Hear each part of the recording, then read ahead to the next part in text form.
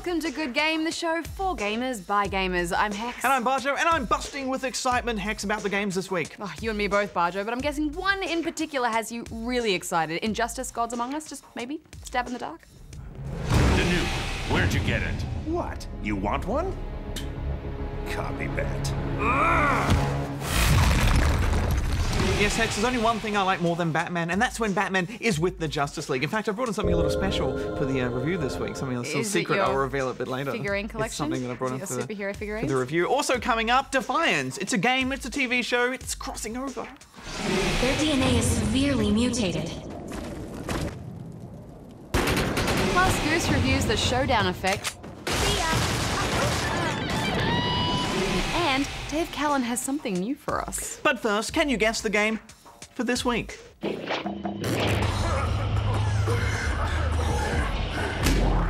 All right, Hex, off to the news with you. Superhero cape, go!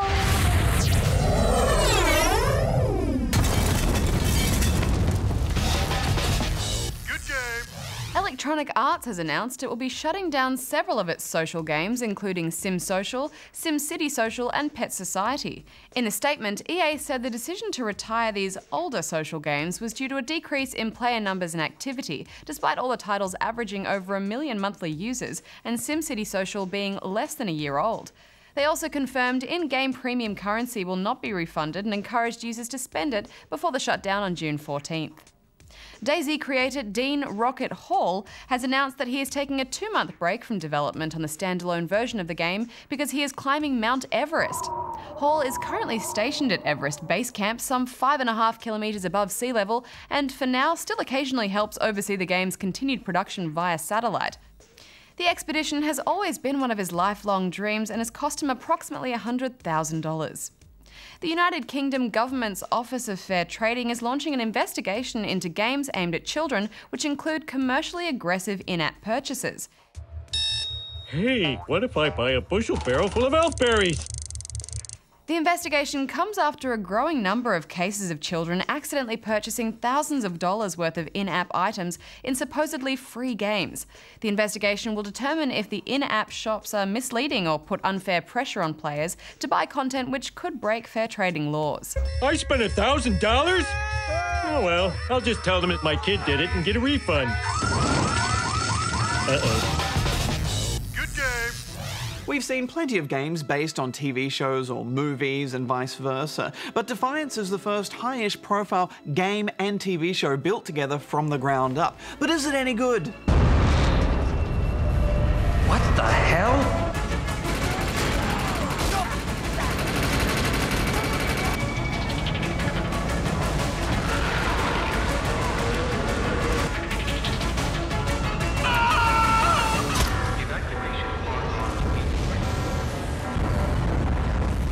An armada of alien spaceships rock up, carrying a range of different alien species known collectively as the Votans. Their star system has been destroyed and Earth seems pretty cozy, so they decide they'd like to move in.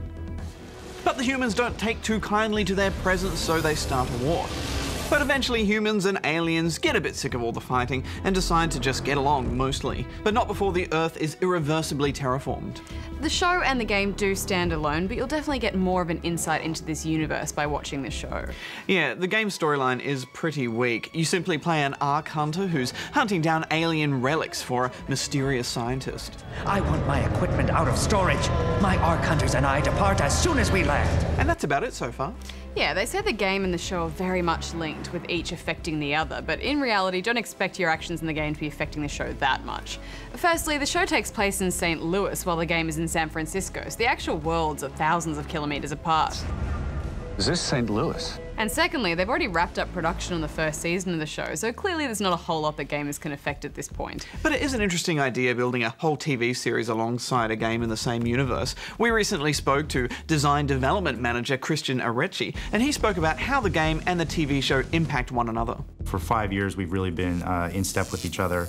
Along the way, we speak to their writing staff and their production team literally every day. To go over sort of the nuanced things that we want to drive for both the game and for the show and how we influence each other. And we have many layers of that influence. If somebody drops a hint of something in the game, you know that it might be tied into the show if you see that on the next episode, or something in the episode touchstones on something that players are doing in the game. You go, oh, I know that because I actually participated in that. I think we're forging new territory. I think that's the exciting part about this project for myself, is that this is something that really hasn't been attempted. I can sense your nervousness, but don't fret. So as you can see, this is a third-person MMO shooter, and to be honest, our first impressions weren't that good. Have time to... We were disconnected halfway through the intro cutscene, and then just struggled to reconnect. And when we did finally get in, we were treated to scenes like this. The weirdness did seem to settle down after a while though, and you can forgive an MMO in its launch week for such things. I actually liked some of the glitches, such as the upside-down vehicles or bikes driving around by themselves. I can't wait to get my own upside-down bike. I will say though that this is definitely much more of a shooter than it is an RPG. There's nothing really in the way of classes. Your choice of character is either human or Arathian, with no actual perks to either race. But you do get to pick one of 4 skills right at the start of the game, with the choice of a brief damage boost, invisibility, a powerful charge, or a holographic decoy. As you level up, you'll earn ego points to improve your character, but mostly your improvements will come from buying or earning better guns and gear. I found the customization options a bit lacking. There's nothing really there to make you feel unique or stand out from the crowd, but I am keen to get a new ride. I thought the shooting was pretty average. I mean, there's no cover system, so you'll end up grinding your way through tougher fights as enemies just spawn through conveniently placed doors. Also, the artificial intelligence is sadly lacking in the intelligence department. I thought the shooting was okay for an MMO. Mostly you'll just be plugging away on your own in the campaign. Often there are other players in the area doing the same mission as you, which does help with the mobs, but you can't actually assist each other with the objectives. There are true co-op moments to be had though, such as the Arkfall events. These usually involve some boss fight or big waves of enemies, and players flock to these for some quick cash and loot. And eventually you unlock some 4-player co-op maps. There's a couple of competitive modes as well, with 2 small deathmatch maps for some 6 versus 6 fragging. And there's also the Shadow Wars, which is a 64-side conquest mode that takes place in the main world map. They're pretty basic and straightforward, but I'm glad they're there.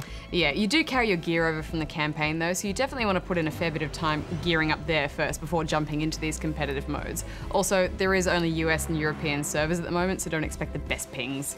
I do like how the matchmaking takes place in the background though, so you can continue on your questing. There's lots of side quests around the world and little challenges to take on, so there is plenty to do. What did you think of the actual world itself, Hex? I don't know, I thought it was a bit bland and samey, to be honest. I mean, yeah, it's Earth, but it's been completely terraformed, so they had a great opportunity to really bring it to life here. And I don't know, after playing Guild Wars, it's hard to look at this and say, yeah, this is a world I really want to explore. Sorry about that, friend. There is a lot you can pick and criticize with this game. It is very MMO light, but having said that, I had a pretty good time just gearing up and joyriding around, taking out dudes. I think there's a lot of potential here. We played this on PC, and from what I know of the console version, it's got a lot more in the way of bugs and frame rate issues, but you know, there's so little out there in the way of console-based MMOs as well that I think that's a pretty big deal. Plus, it's really nice to see someone trying something new with this, you know, crossover TV show game thing, and so I'm giving it props for that as well. All up, it's a 6.5 out of 10 from me. I'm gonna give it 7. Next up, Tiny Power. I spend 8 hours a night building statues of Megan in Minecraft. What the hell is Minecraft? It's Megan's favorite game. Actually, stop. I don't care. For God's sake, man, you need to sack up and tell this girl how you feel. But I'm too afraid of being rejected. Then you need to grow a nutsack. I'm socially inept, have a concave chest and weird-shaped ears. Let me see your ears.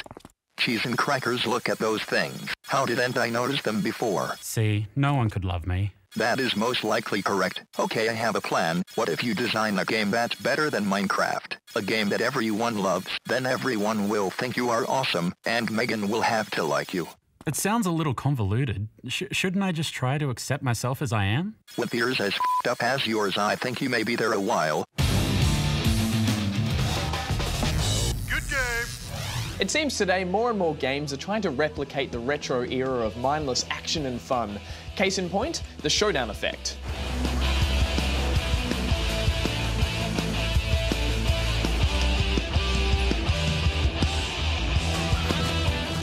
This is a side-scrolling multiplayer brawler that makes a particular effort not to be taken too seriously.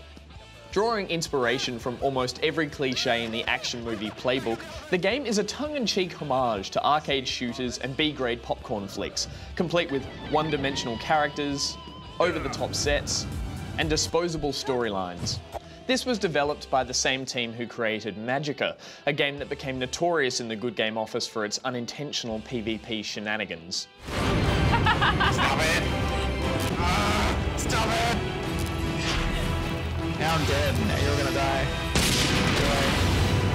I'm dead again. The Showdown Effect expands on this competitive nature by pitting players against one another in elaborately themed arenas, scattered with weaponry and multiple pathways, ripe for platforming hijinks. The crucifix! Oh, that was amazing! You start each round by picking from one of 4 cookie-cutter action heroes. There's a sassy female scientist, ex-army dude, psychotic schoolgirl, and my personal favourite, the time-travelling Austrian kindergarten teacher who just wants to find his way home. I've been trying to tell you, I'm just a kindergarten teacher. Your character's loadout include 2 slots for weapons as well as their own special ability like an extra jump or a shield boost. But working out which combination of these works best for your playstyle definitely takes a few rounds just to get a hang of the controls. Melee weapons are a simple click and swing mechanic, but obviously they require some fancy footwork to get up close and personal to use. While aiming a ranged weapon requires you place your reticule directly over the player you're trying to hit. Aim too far in front or behind your target and your bullets will simply pass through. It's a little bit frustrating at first, but it's a clever way to inject some real skill into the combat. Movement controls have a similar learning curve. Running and jumping are simple, but it all becomes rather chaotic when combined with the stunt-inspired platform moves, like wall slides, spear tackles, and the incredibly awesome hero slide, a move that I think should be in every game and also in real life. Morning. Add to this the ability to block, active reload, bandage, even throw your weapon, and no fight ever goes down the same. While there are only 4 levels to pick from, they're each diverse and vibrant enough not to become too stale, and they're all well designed with plenty of pathways, tunnels, and shortcuts. An especially cool feature is the line of sight mechanic, which softly highlights areas that your character can see, while at the same time shadowing any obstructed areas. This hides other players and creates a really great cat and mouse dynamic during the fights. Unfortunately, the simplicity of this game becomes a little bit glaring when it comes down to the choice of game modes. There's the standard deathmatch or showdown, easily the most fun played either solo or in teams, but then there's just 2 other modes which pit a powered up team or single player against a team of gimped goons with infinite respawns. It's by no means unenjoyable, it just feels like they've missed an opportunity to add some more imaginative modes to match the rest of the crazy in the game. Luckily, there are a number of modifiers you can unlock to change up the rule set. There's also extra weapons, costumes, and even 4 other interesting characters. And while you'll quickly unlock most of the weapon types, there's always new skins that change up the weapon's looks without actually affecting their power. This is a sort of game that's made to be played in short little satisfying sessions. Round time limits are generally short and punctuated with a final showdown where the music ramps up, scenery starts exploding, and players frantically fight for an ego-boosting slow-mo winning kill cam. Oh yeah. Awesome. You guys were actually right. And after one of these, it can be hard not to want to jump straight into another round. That is unless you lose connection. Because there are no dedicated servers, latency can be a real issue here. And with such a Twitch reflex playstyle, lag and disconnects can make it just as easy to put down. That said, if you're playing with a small group of friends on a stable connection, this game's a really fun way to kill some extra time. Oh, that was hectic. Permanent detention. It is always nice to have little games like this waiting in the wings for when you need to blow off some steam or blow up some mates. So I'm giving it 7.5 rubber chickens. Good game.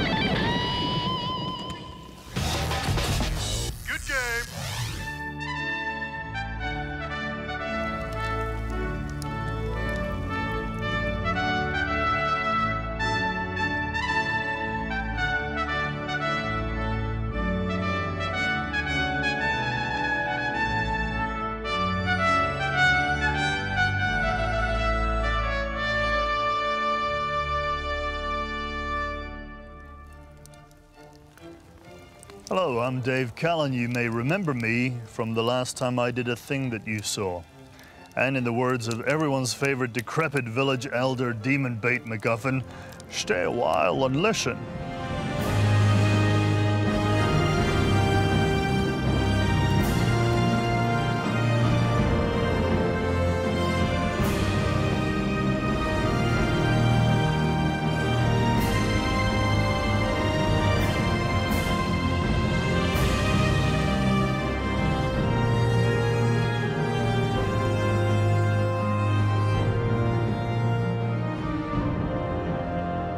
So you've probably played an Elder Scrolls game, maybe sank a couple of 100 hours into Skyrim, but what actually is an Elder Scroll? Have you ever seen one? Well, have you?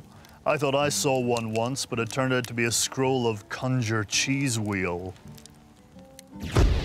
Oh, flipping lovely.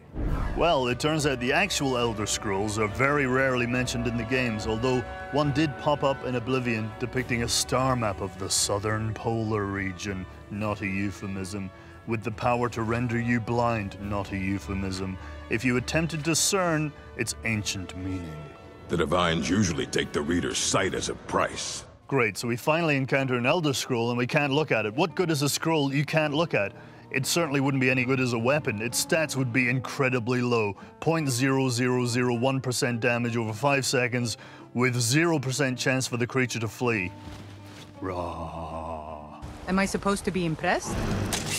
We don't even know how many damn scrolls there are. It continues to be a source of never-ending mystery. In Scrim, they're vaguely described as fragments of creation and not existing in countable form. It does not exist, but it has always existed. Okay, so let me get this right. The game's named after them, but you can't see them and you can't count them. How do you know how many of the useless things you have? But somehow you can travel through time in Skyrim with them. That's pretty handy. What else is there? And in Dawnguard, the evil empire wants the power of the Elder Scroll to blot out the sun. Darkness will mingle with light, and the night and the day will be as one. That's a pretty big scroll. Well, thank you for adjourning to my drawing room. I hope that settles the Elder Scrolls for you. Now, if you'll excuse me, I'm going to conjure some more cheese.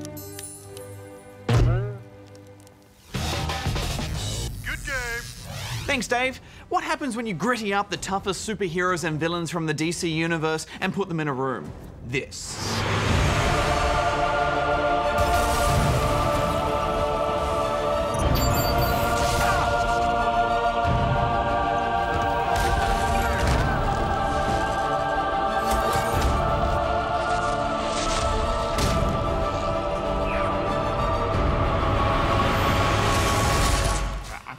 All right, Hex, time to reveal my surprise. Okay. Oh, it's your figurine collection. Figurine collection. Injustice Gods Among Us comes to us from the makers of Mortal Kombat and throws together a pretty decent selection of DC superheroes and villains to biffo it out. And they don't pull any punches. I've never seen superheroes get so tattered and beaten up before. Can we... Scarecrow's down there? Can you just bring it back? Got plenty of time for that. This is a modern, gritty and dark fighter, from the look of each character to the backdrops to the more technical fighting mechanics. This game is set far apart from the likes of Capcom fighters or even MK vs DC. I think not being shackled to the mechanics of Mortal Kombat has actually really helped this game. Injustice wants to be taken seriously as a fighter, and it's worth taking it seriously. We're going to spend a bit of time with the campaign on this game because, for once, it's a campaign that's actually worth playing through. Yes, in fighters, we're used to seeing some of the most ridiculous reasons for two characters to start fighting each other. But you can tell NetherRealm have worked really hard to build a compelling story here. You gave him a nuke? Most of the League dies, and Superman's beloved city is vaporized. I console the masses by offering to rebuild it in my own image of... He was done. At the start of the game, you're told Superman was tricked into killing Lois Lane. He then ends the Joker's life, which sets him on a megalomaniacal path where he pretty much turns into a controlling Earth fearmonger. It's a familiar storyline if you're into the comics or the animated series, which I am, as you can see from my figurine collection just here. And it works well because Superman is at the top of the superhero food chain, so when he's a villain, he's an excellent villain, and all the heroes have to pick sides. It also allows the heroes and villains to be put up against each other depending on where the narrative is placing them at the time, and that frees up the devs to set up any fights that they choose. To add to this, they also pull in characters from another dimension, which has created one of the most intense Batman vs. Batman fights I have ever seen.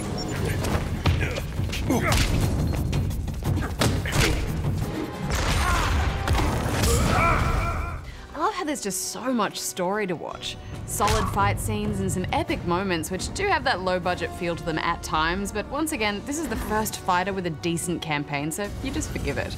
I did find it hard to work out sometimes who was from which dimension and where, and there are some pretty weak moments in this campaign, to be fair.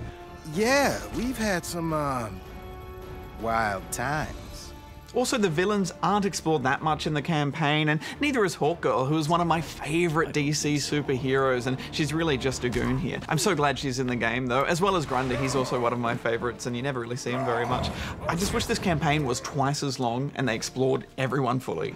I do think there is a lot of assumed knowledge with some of these characters, though. They had done a really good job of making a compelling story out of such a big ensemble cast, which wouldn't be an easy thing to do. I also really love those transitions from scene to scene. They've made really good use of the game's fighting locations to save on building new set pieces. But, you know, I think it's okay that the campaign has a few rough edges because it means more time has been spent on the combat, which is what really matters. Yeah, and I think there's enough fan service in there. I was certainly squealing at every little subtle reference from some obscure comic or TV show. I'll have to tell Batman, there's been a death in the family. I also think they really nailed Aquaman and Green Arrow and Batman scenes, and every time Ares popped up, he's just a badass dude. Ah, Aquaman, the joke of the superhero world. I'm happy to say that he's awesome in this. Yeah, ever since they rebooted DC, Aquaman's actually become one of their best heroes. Cyborg, however. Wonderful. I'm so sick of Cyborg. If you're across all of DC's stuff right now, you feel like Cyborg has kind of been thrown in your face. They really want to push him, and he's just so boring. Also, there are some weird choices while we're talking about the character selection. More importantly, there's a few strange omissions, like no Martian Manhunter, even though you see him in the background now and then. There's no Booster Gold, would have been amazing. There's no Blue Beetle or Zatanna. Okay, well, you can't expect them to put every single superhero in their Bajo. And you have to admit, it's a pretty good selection. There's no Dr. Fate, but yeah, it is a pretty good collection. But let's talk about the fighting. There's some interesting mechanics and layers of strategy here. If you've come from Mortal Kombat, then there's a few things to get used to, like there's no block button, you simply hold back, and also one of the face buttons is assigned to a specific superhero power, and you're used to that being a kick, and that took me ages to get used to. But once you get past that, you can start chaining combos and juggling enemies in the air, and it gets pretty intense. I also liked how each character has sort of an extra modified special that you can activate by hitting circle. Superman is simply more damage. Aquaman, for example, has a defensive water coating to help get out of trouble. Green Arrow fires various arrow types. Some will definitely feel more useful to you than others, and some we just plain didn't like, such as Wonder Woman, who switches from sword and shield to flying as her special. But neither stance feels particularly fun to use. Yeah, you know, I like most of the models, but I just don't like Wonder Woman in general. She's weird, there's something wrong with her face, and it's kind of like they've taken her chest plate and her boobs and just like stretched it in the model, and she just looks wrong. I think they've just gone with the really sort of strong, masculine, Amazonian sort of interpretation of Wonder Woman and then tried to feminize her by making her kind of larger, but they've not done a very good job of it. I don't think they have. I've seen a lot of really good Wonder Womans, and I don't think this is a good one. It's hard to gauge how balanced all of these fighters are when there are so many crazy abilities. But Aquaman is definitely a bit overpowered. If you're finding someone who's using him and they know what they're doing, they'll just cover all ranges and you can't beat him. And there are some excellent ideas, such as how you're encouraged to do a special move straight after a combo for a bonus. And after a while, you start to get a good sense of all the telegraphing of each character's abilities. I think they nailed most of the special moves though, because if you miss, there's a decent window of opportunity left for someone to take advantage of your mistake. There is very little room for error though. I mean, I couldn't even get some of those combos out in time in the tutorial, especially those bouncers. Yeah, me neither. And I did struggle with the Xbox 360 D-pad a little bit, and I had to go to PS3 version. Yeah, there's a lot to remember here, but there's some really deep combat ideas which will beckon the pro players, I think. The wager mechanic, for example, lets you pit a certain amount of your super bar against your enemies, and it can drastically turn the tide of battle. Along with a few charged abilities, you can also modify your super moves by giving up a bar of your super gauge. And this is fantastic because it's unpredictable and it can change a combo in a really interesting way. But if you fill up your super bar, you can unleash a giant special attack. They're glorious.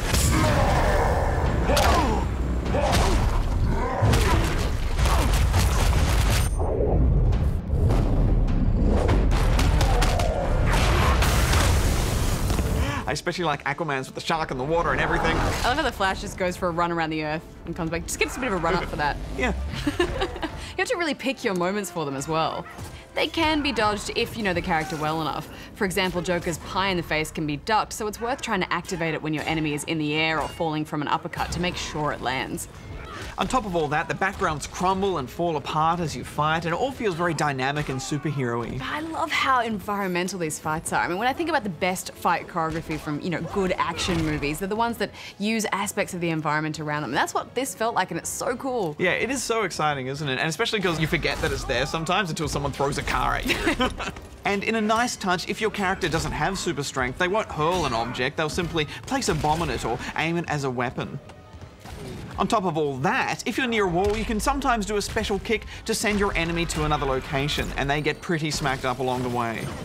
They've just gone all out on these. The transitions are amazing. I mean, they've come a pretty long way from punching someone from a subway up to a rooftop in Mortal Kombat. Yeah. Now, Hex, as you know, I'm quite a big fan of Justice League and DC Universe, as you can see from my figurine collection just over here. So I'd just like to go through each character briefly. Okay, you can't go through all of them, and I'm going to time you. Ready? Go. All right, Batman. Batman, I found him a little bit boring, but he does look great. Hawkgirl is awesome, and her mace hits really hard. Aquaman's trident is fast and deadly and fantastic in close quarters combos. Ares is solid once you get used to his modifiable leaps, and his super is amazing. Bane and Grundy are slow but hit hard. Shazam is pretty much Raiden from Mortal Kombat, and that's just fine. Catwoman is fluid, and her moves are perfectly vicious. Cyborg, I just don't like Cyborg. Okay, wrap it up, Bajo. All right, Wonder Woman, we've talked about her, weird. Deathstroke's guns feel a bit silly, but his sword attacks are really fun. Flash's static looks incredible, and I love his outfit. Green Arrow is one of the most fluid characters when it comes to combos. Green Lantern's imagination must be quite limited because he just hurls a few missiles and stuff, which is a little disappointing. Sinestro is fantastic though, even though he has a creepy mustache. Nightwing's staff has excellent range, but his short sticks feel a little useless to me. I like the way Harley Quinn moves and fights, but one of her outfits is just terrible. She's wearing underpants and overly sexualized, and that's not who Harley is. This is who Harley is. Lex Luthor is fantastic, and it's so nice to finally get to play in his famous mech suit. Raven's ranged magic is deadly when spammed. Killer Frost is pretty cool. And the Joker, calm, collected, pure evil, and vicious. And that's time, Bajo. So time, good. time. Okay, well, I had a fantastic time with this game. At first, I didn't know how to feel about it because it did feel so different to MK versus DC, but once I started to get into the different layers of the mechanics and the combat, I had so much fun with this. I'm giving it 9 out of 10 rubber chickens. I will say I think it's weird how they all get up after getting knocked down only to fall over again. And we couldn't find any handicaps for multiplayer, which is a bit of a shame. But this is a top fighter with some killer spectator modes in online, such as King of the Hill. So I'm giving it 8 out of 10 rubber chickens. You wanna grab some for us, and we'll battle it out. You're not allowed to touch them. Really? Yeah. Not even just Hawkgirl's your Dirty favorite fingers kind. away. My hands are clean. Yeah, not clean enough. Good game. So did you guess the game for this week? Some Superman. It was Justice League Heroes. Brainiac was the villain that needed to be brought to justice by Earth's mightiest heroes in this 2006 game that was written by Dwayne McDuffie, who's a bit of a legend in the animated DC universe. Next week on the show, we join the Federation and boldly go where many games have gone before, but plenty have failed. The bridge of the USS Enterprise.